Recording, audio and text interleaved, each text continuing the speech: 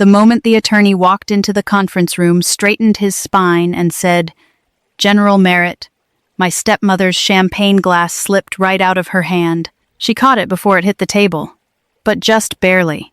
And in that single, suspended second, the crystal trembling between her fingers, the pale gold liquid sloshing dangerously close to the rim of a glass that probably cost more than my first month's army salary, I watched 3 decades of carefully constructed assumptions begin to crack. My name is Carol Merritt. I am 51 years old. I am a retired brigadier general of the United States Army.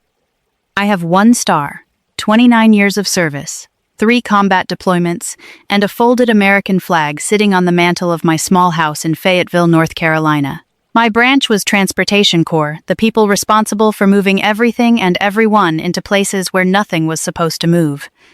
In the units that used call signs, mine was Ironwood. It suited me, people said, though no one ever explained why, and I never asked.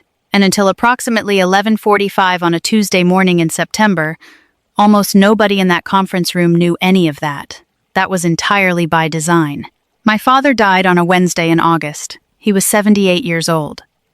His name was Robert Merritt, and he was, in the most complicated and tender way I know how to say it, a quiet man who loved loudly in private. He did not leave behind a dramatic fortune. He left behind a house in suburban Virginia, 2 investment accounts, a modest life insurance policy, and a business, a small but profitable chain of hardware stores he had built from nothing, starting in 1979. The business was the thing that mattered, to everyone. It turned out, but for very different reasons. His attorney, a firm in downtown Alexandria, scheduled the reading for 3 weeks after the funeral. Standard practice, I was told. Give everyone time to grieve. I used those 3 weeks to drive to Fayetteville, sit on my back porch, and read a biography of Eisenhower I had been meaning to finish for 2 years. Patricia, my stepmother, used those 3 weeks to redecorate her condo and tell her friends that the estate would, of course, go primarily to the boys. I know this because my cousin Renee texted me about it. Renee had been best friends with one of Patricia's book club ladies since high school. Small worlds. She said, and I quote, Renee's text read, "Robert was always very clear about providing for his sons. Carol made her own choices." I read that message on my porch, with my coffee, watching a hummingbird work its way around my feeder. I set down my phone. I picked up my Eisenhower book. I did not text back. Here is what you need to understand about my family, and specifically about the particular geometry of disapproval that had defined my relationship with Patricia and my 2 half-brothers, Douglas and Mark, for the better part of 3 decades. My mother died when I was 9. My father raised me alone for 5 years, then married Patricia when I was 14. Patricia was not cruel. She was not a villain in the storybook sense. She was something more ordinary, and in some ways more difficult to reckon with. She was a woman who had decided, very early on, what kind of people were worth paying attention to, and she had decided that I was not one of them. Douglas and Mark were born within 3 years of the marriage. They were Patricia's sons, and Patricia made sure they knew they were the center of the universe. Smart boys. Ambitious boys. Boys who went to Georgetown and Wharton respectively, who wore good suits and drove German cars and talked about quarterly earnings at Thanksgiving dinner. I enlisted in the Army at 18, 1 week after high school graduation. Patricia cried at the kitchen table when I told my father. Not out of fear for my safety, out of something closer to embarrassment. She could have gone to college, I heard her tell my father that night, through the thin wall of my childhood bedroom. She could have made something of herself. I lay on my bed staring at the ceiling. I did not say anything. I made a decision that night that I would carry for the next 3 decades. I would not spend my energy explaining myself to people who had already made up their minds about me. I would simply do the work. I would let the work speak. The work spoke, eventually. Just not to the people in that house. And I let them believe what they believed. Correcting them would have required caring what they thought, and I had long ago decided my energy was better spent elsewhere, in places where it actually mattered.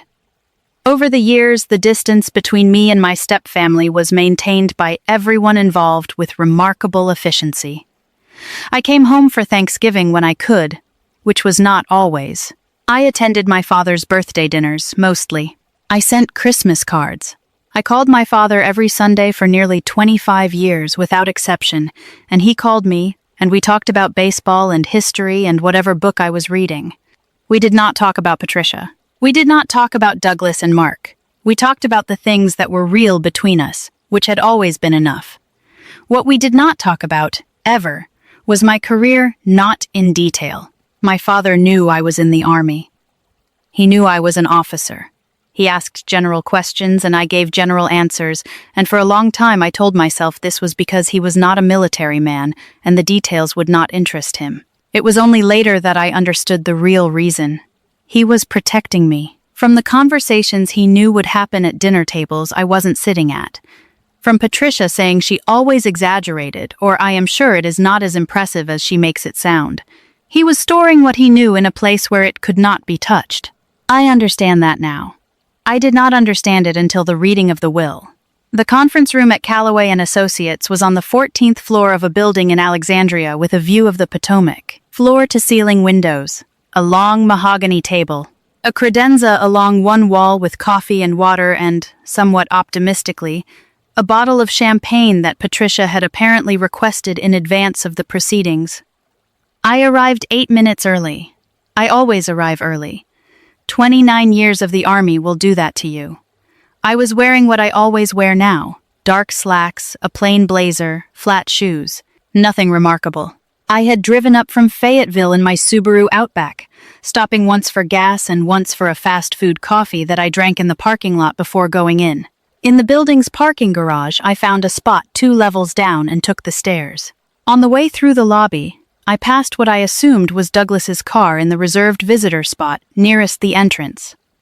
A black Mercedes S-Class, current model year, the kind of car you choose when you want people to notice that you chose it. I had parked my Outback 2 levels underground. This was not a statement. I parked there because it was practical and I had arrived with time to spare. But standing in that lobby, watching the elevator numbers descend, I thought about the distance between those 2 parking spots and what Patricia had spent 37 years trying to measure. She had the wrong ruler. She had always had the wrong ruler. She simply did not know it yet. Patricia and Douglas were already there when I arrived. Patricia was wearing a cream-colored suit that I recognized as expensive, without being able to name the designer. Douglas had his Georgetown lawyer face on the expression of studied neutrality that he wore when he was feeling confident about an outcome. Mark arrived 5 minutes after me, still on his phone. Patricia looked up when I walked in. She offered me a smile of the kind I had received from her for nearly 40 years. Warm enough to be deniable, empty enough to be precise. Carol. She kissed the air near my cheek. You look tired. Did you drive up? This morning, I said. You should have flown. Or stayed over. We have plenty of room. We both knew I would never stay with her. This was a ritual we had performed many times. I poured myself a cup of coffee and settled into the chair nearest the window, aware as I always was in air-conditioned rooms of the low ache in my right knee that a vehicle rollover outside Mosul had left behind 11 years ago. It never stopped me from anything. It simply reminded me, occasionally, that some things leave marks you carry forward. Douglas glanced up when I settled into my chair. For a moment something crossed his face. Surprise, perhaps, that I had actually come, and then it settled back into the expression he always wore in professional settings, the careful neutrality of a man who had decided not to commit to any reaction until he knew what was required of him. Mark was still on his phone and had not looked up at all. I heard him say to whoever was on the other end, "No, go ahead and send the term sheet. I am just at a family thing. Will not take long. A family thing. Will not take long." I drank my coffee and looked out at the Potomac. I noticed, as I sat down, that Patricia had already poured herself a glass of champagne. It sat beside her folder, pale gold in the morning light, entirely premature. The reading had not begun. The attorney had not appeared. There was nothing yet to celebrate. But Patricia had poured the glass. That told you everything about how certain she was of this morning. The paralegal came in first, set folders at each place, and told us, "Mr. Callaway would be with us shortly." We sat in the particular silence of people who share blood and very little else. Patricia spoke first, as she usually did. I want everyone to know I think Robert would have wanted this to be handled with dignity. She looked around the table. Whatever the specifics, we are a family.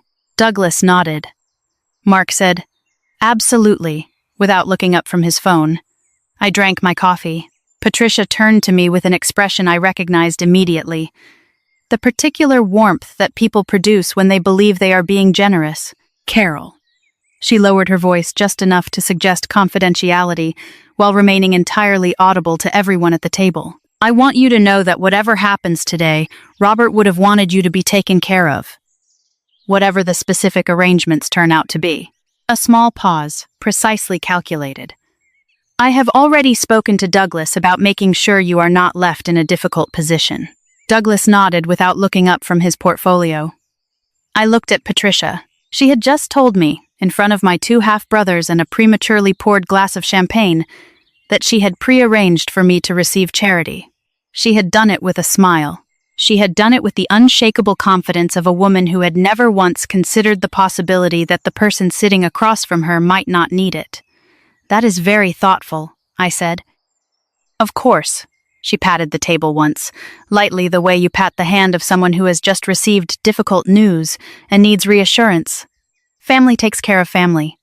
Mark, still on his phone, said, without looking up. I looked out the window at the Potomac. Patricia was not wrong that retirement required adjustment. What she did not know, what she had never known, was that I had spent nearly 30 years making adjustments in considerably more difficult circumstances than this conference room. Adjusting to new commands, new theaters, new losses. Adjusting to leadership responsibilities that arrived without instruction manuals, in places where getting it wrong had consequences that no one in this room had ever been asked to carry. Adjusting to Patricia's assumptions was, by comparison, a very small thing. I drank my coffee and waited. The paralegal had not yet reappeared when Douglas set down his phone and looked across the table at Patricia, then at Mark, then past me, as if I were a piece of furniture he had already accounted for and set aside. Before we start, he said, I want to make sure we are aligned on the business question. Patricia nodded. I think Dad was clear about his intentions. He was. Douglas tapped his folder. Mark and I have been running the day-to-day operations for 6 years. There is continuity to protect. Client relationships, vendor agreements, staff trust. All of that depends on consistent leadership. Absolutely, Mark said, phone finally face down on the table. The clients know us, the vendors know us. Any outside interference in the management structure would destabilize what we have built. He glanced at me briefly, not at me. Exactly, more in my direction. The way you glanced toward a window to check the weather and then looked back at Douglas. I just mean the operational side needs to stay consistent. Outside interference. I was sitting 4 feet away from him. Of course, Patricia said. She did not look at me either. Robert was a practical man. He understood who had been actually building this business. She straightened her folder. We just want to make sure the structure reflects that reality going forward. There was a small silence in which all 3 of them seemed to arrive at the same comfortable conclusion simultaneously. That I was not a factor worth addressing directly. That the question of what to do about me had already been settled in conversations I had not been invited to. That I was, at most, a logistical detail in someone else's plan. I had, in the 29 years of my career, moved a convoy of 400 vehicles through a sandstorm with 0 casualties, signed my name to 11 deployment orders, written 43 letters to families, been present for, by my rough count, somewhere around 9,000 mourning formations. Patricia looked at me and saw a woman who needed a fresh start. I drank my coffee and waited. Patricia reached for her champagne glass and took a small, satisfied sip. Then she set it down and looked at me with an expression I will remember for the rest of my life, not because it was cruel, but because it was so completely, serenely certain. You know, Carol, she said, I think this will actually be good for you. A clean resolution. Something to move forward from. She tilted her head slightly, the way people do when they are about to say something they believe is kind. It is never too late to start fresh. Start fresh. I was 51 years old. I had 1 star. I had 29 years and 3 deployments, and a folded flag on a mantle in Fayetteville. I had absolutely nothing I needed to start fresh from. Behind her, Mark refilled his own glass. Douglas straightened his folder. All 3 of them settled into the particular ease of people who believe the outcome of a thing has already been decided, who have, in fact, already decided it themselves, in other rooms, without you. But before I tell you what happened when that door opened, hit like and subscribe, because what Calloway said next, not one person in that room saw coming, including me. The door opened. Jonathan Calloway was a man in his mid-50s, silver-haired, with the particular bearing of someone who was accustomed to rooms full of tension and had long ago stopped being affected by it. He carried a leather portfolio. He was followed by a younger associate, a man in his early 30s who I did not immediately recognize. And then, I did. Captain James Okafor, former, now evidently a junior attorney at Calloway and Associates. I had last seen James Okafor at Fort Bragg 3 years ago. He had served under my command in a logistics capacity. He was one of the sharpest officers I had worked with in a decade. And when he left the Army to go to law school, I had written him a letter of recommendation that his admissions officer later told him was, verbatim, the most decisive letter we received that year. The moment he walked into the room and saw me, I watched his face do a very precise thing. Complete surprise, followed immediately by professional control. He glanced at me once. I gave him the smallest possible movement of my head. Not yet. He understood. He took his seat beside Calloway and opened his portfolio without a word. Calloway looked up from his papers, scanned the room, and found me. He set down his pen. "Mrs. Merritt?" he said. Then he paused, the pause of a man who has done his homework and corrected himself. "I am sorry, General Merritt." He looked at me directly. "I want you to know that your father spoke about your career often when he came in to update his documents over the years. He described a daughter who commanded thousands of soldiers, who served in combat 3 times, who rose to a rank that fewer than 1 in 1,000 officers ever reach." He looked around the table then, deliberately, taking in Patricia and Douglas and Mark in turn. He wanted me to know who I was working for. I believe he wanted everyone in this room to know as well. The words dropped into the room like a stone into still water. Somewhere in the ceiling, the building's ventilation system cycled on a low mechanical hum that had been there the entire morning and suddenly became the only sound in the room. Patricia's champagne glass, the one she had poured 10 minutes early, the one she had been holding with the easy confidence of a woman who knew exactly how this morning was going to end, slipped right out of her hand. She caught it. But only just. I will be honest about what happened in the 30 seconds that followed, because accuracy matters to me more than drama, even when the drama is this good. Douglas said, "I am sorry what?" Mark put down his phone for the first time since he had arrived. His face had the particular expression of a man who has just heard a word he recognized but cannot locate in the context he expected. Patricia set her glass down very carefully and looked at me with an expression I had never seen on her face in nearly 40 years. It was not anger. It was not embarrassment. It was something rawer than both.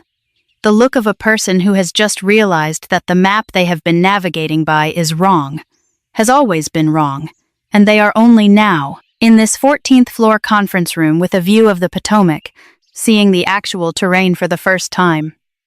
The man who had called the reading of his own father's will a family thing, will not take long, was staring at me like I had just materialized from somewhere he had not known existed. James Okafor, across the table, studied his portfolio with absolute focus. Calloway, to his credit, did not seem to notice that he had just detonated something.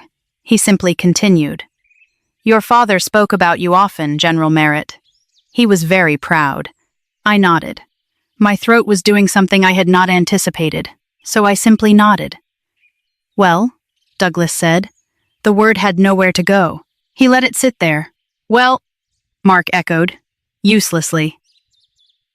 Patricia said nothing.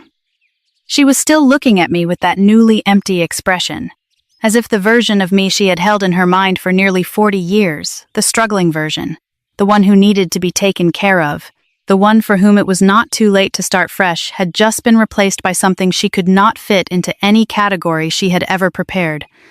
3 minutes ago she had prearranged my charity. Now she was holding a champagne glass she had almost dropped, and could not seem to remember why she had poured. I looked back at her steadily. After nearly 30 years of looking at people steadily in very difficult circumstances, this was not hard.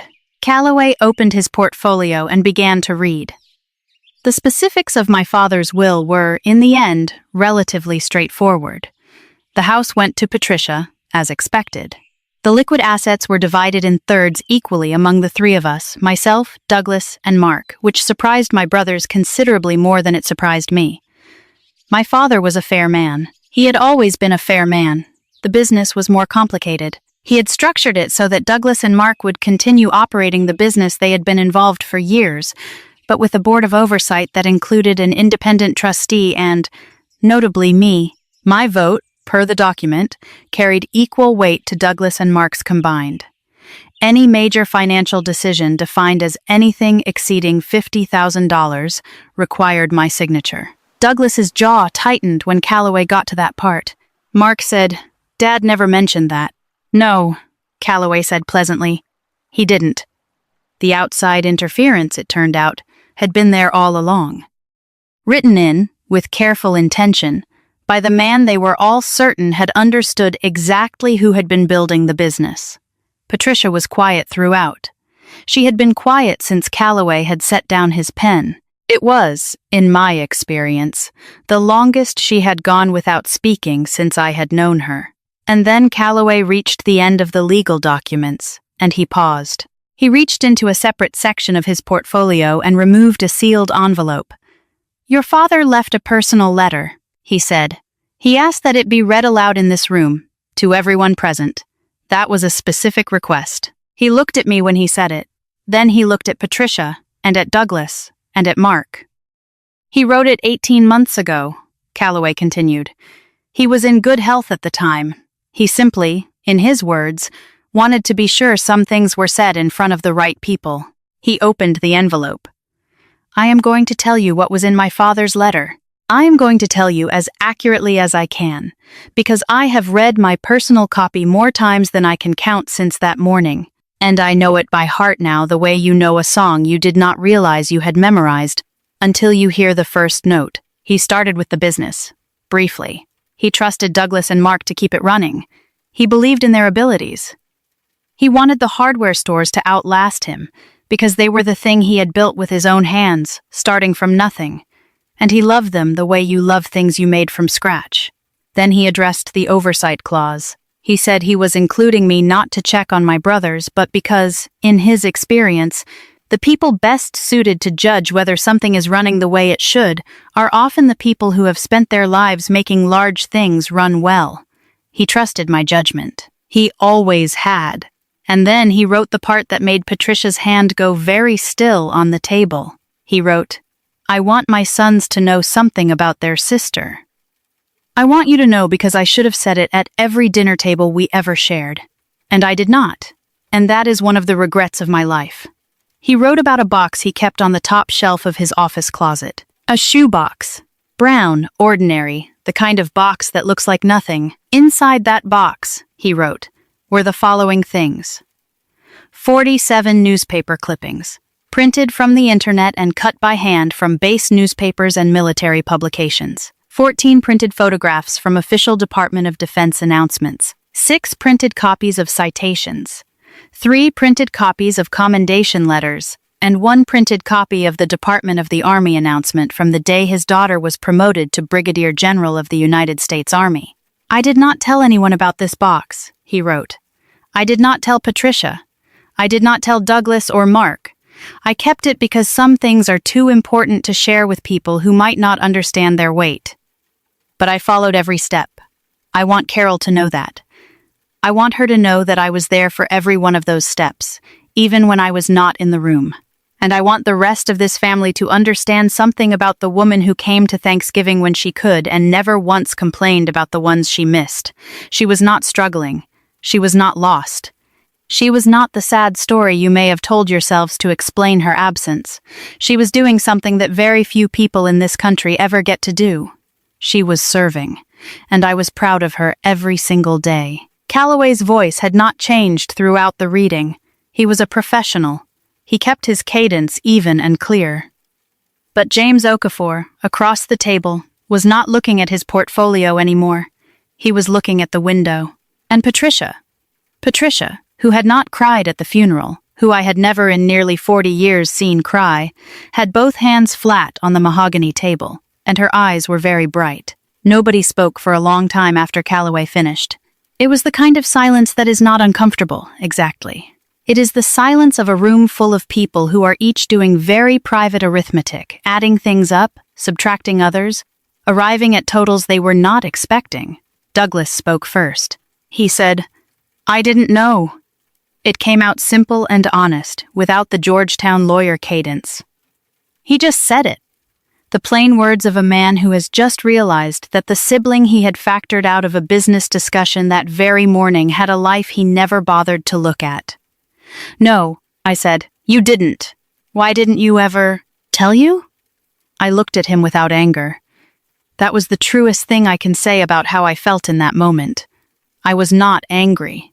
I had processed the anger long ago, in deployments and late nights and the particular solitude of leadership, which is a very efficient place to work through old wounds. I tried a few times, early on. Nobody seemed especially interested. He absorbed that. He did not argue it. Mark was looking at his hands. "Mom told us you were." He stopped. "I know what she told you," I said. I looked at Patricia. She met my eyes. Here's the thing about Patricia that I understood, perhaps for the first time, in that moment. She was not a bad person. She had done a bad thing, which is different. She had decided, decades ago, that the story she was telling about me was true, and she had told it so many times that she had come to believe it herself. And now she was sitting in a conference room in Alexandria on a Tuesday morning having the story taken apart piece by piece, and there was nothing she could do but sit with the wreckage. "I am sorry," she said. 2 words. Quiet. No performance to them. No calculation. Just the sound of a woman who had reached the end of a very long road and arrived somewhere she had not expected. I looked at her for a moment. "I know," I said. It was not forgiveness. Exactly. It was something more like acknowledgement, a recognition that the moment was real, even if everything that had led to it was complicated. Calloway gathered his papers. James Okafor looked across the table at me with an expression that I recognized from the army. The look of a person who has just witnessed something they will think about for a long time. I picked up my coffee. It had gone cold. I drank it anyway. Outside, afterward, James Okafor caught me at the elevator. "General Merritt." He extended his hand. I shook it. "James, counselor now." "Yes, ma'am, 2 years." He smiled. "You look well. You look like a lawyer." He laughed, which is one of the things I always liked about him. He laughed genuinely when something was funny. "I didn't know he was your father," he said. "I handled some of the paperwork on the business side. I didn't put it together until I walked in the room." "I know. When Mr. Calloway said general," he paused. "I saw the glass," I said. He laughed again. Then he said, more quietly, "He talked about you, Mr. Merritt, when he came in to update his documents last year. He mentioned his daughter was retired military." A pause. He didn't say exactly what, but he said it the way people say something they are very proud of and have been keeping to themselves for a long time. I looked at the elevator door. My father, Robert Merritt, who called me every Sunday for nearly 25 years, who watched baseball and talked about history books and never once, in my presence, made a single speech about how proud he was, who kept a shoebox on the top shelf of his closet. "He did things his own way," I said. "Yes, ma'am." James Okafor pressed the elevator button for me. Yes, he did. I drove back toward Fayetteville that afternoon, taking the long way through the Virginia countryside, because I was not ready to be on the highway yet. I stopped at a roadside diner somewhere south of Fredericksburg and ordered a BLT and a cup of coffee and sat at the counter by myself for about an hour. I thought about my father. I thought about the shoebox. I thought about the 47 clippings, cut and printed by a man who wore reading glasses and was not particularly comfortable with the internet, who had nevertheless learned to navigate enough of it to find news about a career he had been tracking in secret for nearly 30 years. The thing about grief is that it keeps finding new rooms to show you. You think you have walked through all of them. You think you have taken inventory of the loss, cataloged it, understood its dimensions. And then something like a letter happens, and a door opens in a wall you didn't know was there, and the grief inside it is new and very specific. The grief of understanding that someone loved you exactly as much as you hoped, and you will never be able to tell them you know. I cried a little at the counter. The waitress brought me more coffee without being asked, which was exactly the right thing to do. Douglas called me 3 days later. I was on my back porch, reading a novel this time, watching the bird feeder. "I have been thinking," he said, which was not how Douglas usually started conversations. Douglas usually started conversations with information, not with the evidence of a process. "About?" I said. "About a lot of things." A pause. "I Googled you." I should have done that years ago." "Yes," I agreed, pleasantly. Another pause. "Carol, I want to ask you something, and I want you to know that I already know it is an inadequate question, but I don't know where else to start." He took a breath. "What was it like?" I thought about that. 29 years is a long time to summarize. 3 deployments, dozens of commands, the particular weight of signing casualty reports, the particular lightness of watching young soldiers do something they were told was impossible and do it anyway, the years of being the only woman in a room, and then fewer years of that, and then the gradual, grinding, never quite finished work of changing what rooms look like. Long, I said, finally. "Very good. Very hard. The kind of hard you don't regret." Douglas was quiet for a moment. Then he said, "Dad knew all of it, didn't he?" "He did. He never told us." "No." "Why not?" There was something in his voice that was not quite accusation and not quite hurt, something in between the two. I thought about how to answer that honestly. "I think," I said, slowly, "that he knew it would have landed differently if it came from him. He thought it was more important for me to be able to live that life without it being filtered. Through your mother's opinion of it. Through what you two thought." I paused. He protected the thing by keeping it private. That was his way. Douglas was quiet for a long time. "That sounds like him," he finally said. "It does," I agreed. Mark called 2 days after Douglas. His call was shorter and, if anything, more honest. Mark has always been the less polished of the two, less Georgetown, more human. "I have been an idiot," he said, without preamble. "Yes," I said, "for a long time." "Also yes, I am sorry." "I know. Is that enough?" I thought about it. The honest answer was, "I don't know yet." The diplomatic answer was, "It is a start." I gave him the diplomatic answer because it was also true. Patricia called on a Sunday. I was on my way back from a walk, still in my jacket, when my phone rang. I sat down on the front porch steps and answered it. She talked for a long time. She is a woman who communicates in full paragraphs, always has been, and she had clearly been composing this paragraph for days. She talked about the letter. She talked about the shoebox. She mentioned, quietly, that she had asked Douglas to go to the house and find it, and he had, and she had sat with it for an afternoon and gone through every clipping. She said she did not know what she expected to feel. She said what she felt, in the end, was something she could only describe as a kind of belated wonder. The feeling of seeing a landscape you have been looking at for years and suddenly realizing it is a mountain range, not a flat road. "I told myself a story about you," she said. "For a very long time." "I know," I said. "I told it to your brothers." "I know that too. I told it to your father." A pause. "I think that is the one I am most sorry for." He never corrected me. He just listened, but I think it must have hurt him. I considered my father's Sunday phone calls, the way he always asked, carefully, how I was. The way he never asked what Patricia thought. The way he protected the thing. He was good at keeping things separate, I said, He was. A long pause. Carol, I don't expect you to. I am not asking for anything. I just needed to say it. I know, I said. I heard you. I had spent 37 years watching Patricia operate.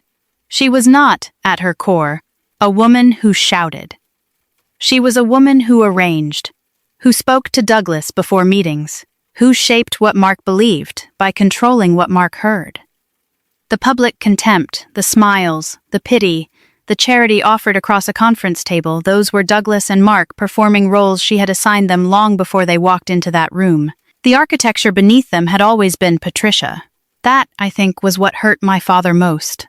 Not that she said the wrong things, but that she built a structure to make sure others said them too. And he never corrected her, because correcting her would have meant a fight he was not willing to have about a daughter he was not willing to diminish. He protected the thing by keeping it in a shoebox. We stayed on the phone for another minute, in a silence that was different from all the previous silences between us. Less charged, more honest. Before she hung up, she said, "The shoebox is yours. Douglas has it whenever you want it." I drove up to get it the following weekend. Douglas met me at my father's house, Patricia's house now, and we sat at the kitchen table for 2 hours, going through the clippings together. He asked questions. Real questions. The kind of questions that require actual listening, not just waiting for your turn to speak. I told him about Fort Bragg, about Baghdad, about the particular kind of leadership that the Army teaches you not through any manual, but through the accumulation of decisions made at 2 a.m. when everything is going wrong, and you are the person everyone is looking at. He listened. He did not offer opinions. He just listened. "I should tell you something," Douglas said, at some point in the second hour. The first board meeting after everything, Mark didn't show up. He sent an email the night before, said he needed time. A pause. He has been in touch more in the last 3 months than in the previous 3 years combined. Mom calls every Sunday now. Did you know that? I didn't, I said. Neither did I, until she started. At some point, he picked up one of the clippings, a Department of Defense photo from my promotion ceremony, me in full dress uniform, 1 star on my shoulders, and looked at it for a long time. "You look like a general," he said. "That is generally the goal," I said. He laughed. First time I had heard Douglas laugh at something I said in, genuinely, years.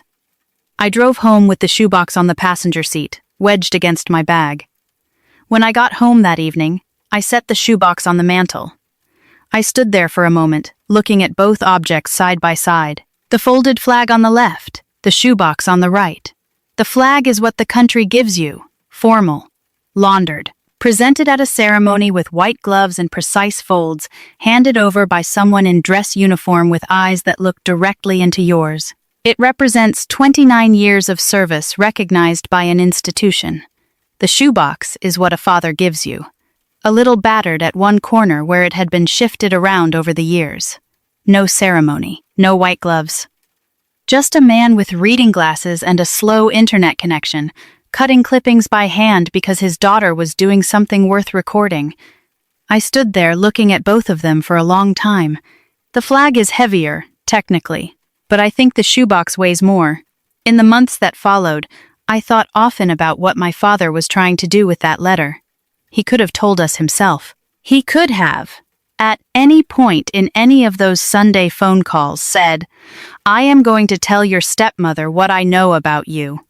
He could have corrected the record while he was alive to see it corrected. He didn't. And the more I thought about it, the more I understood why. Because the correction wasn't the point. The point was not to make Patricia feel bad. The point was not to embarrass Douglas and Mark, or to prove something about the relative worth of different kinds of success. My father was not a man who thought in those terms. The point was to leave something true behind. A document, a record. A box on a shelf that said, "I was paying attention. I always was." He gave me that, in the only form he knew how. 6 months after the will reading, Douglas flew down to Fayetteville and we went to a baseball game together, the Durham Bulls. We ate bad hot dogs and watched minor league baseball on a warm September evening and talked for 4 hours, which is more than we had talked in the entire previous decade combined. He asked me, late in the game, what I was doing with my retirement.